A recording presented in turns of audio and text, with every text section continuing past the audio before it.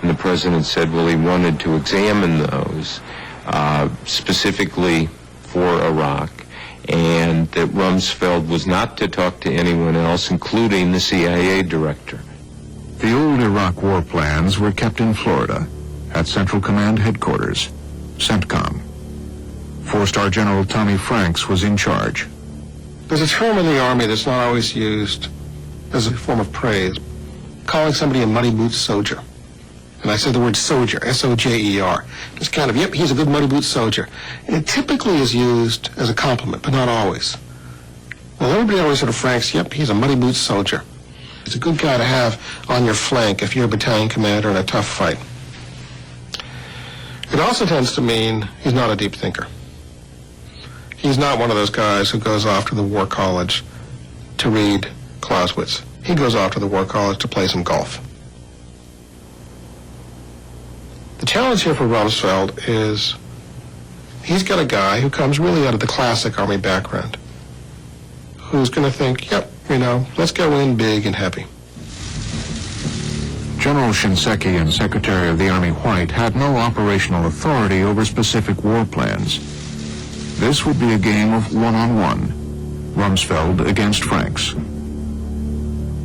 The most recent Iraq war plan, based on the success of Desert Storm, called for overwhelming force, weeks of heavy air bombardment, and 7 months advance warning.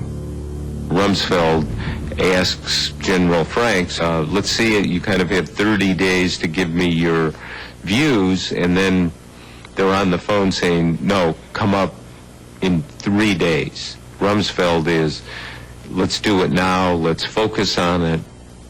On the Army side, of course, there was once again great resistance to the notion of using Army forces for an intervention in Iraq. There was no real enthusiasm at all at high levels in the Army for this idea. Colonel Douglas Macgregor was a tank commander in Desert Storm. His specialty is thinking outside the box about military tactics. He's a well-known maverick in the military establishment. After Rumsfeld's early exposure to Tommy Franks, he went looking for fresh ideas. He came across Colonel Macgregor. In early December, Macgregor was invited to the Pentagon. Brought me in and asked, we're looking at Iraq. By the way, the Chief of Staff of the Army says it will take at least 560,000 troops to deal with Iraq. Well, of course, I burst out laughing immediately, and the representative said, that's interesting because that was Secretary Rumsfeld's reaction. Macgregor had a powerful ally helping him gain access to the Secretary. He showed us an email. It was from former House Speaker Newt Gingrich to Secretary Rumsfeld. As a member of the Defense Policy Review Board, Gingrich had become a close advisor to Secretary Rumsfeld. He had championed Colonel Macgregor's work. Newt, I looked at this piece you sent from Macgregor. I don't know anyone who is thinking that way. Thanks, D.H. Rumsfeld. But this whole thing with Gingrich, with Macgregor feeding him ideas, became a very, very contentious aspect of our relationship, I think, that polluted the well. General Shinseki's position was Army doctrine.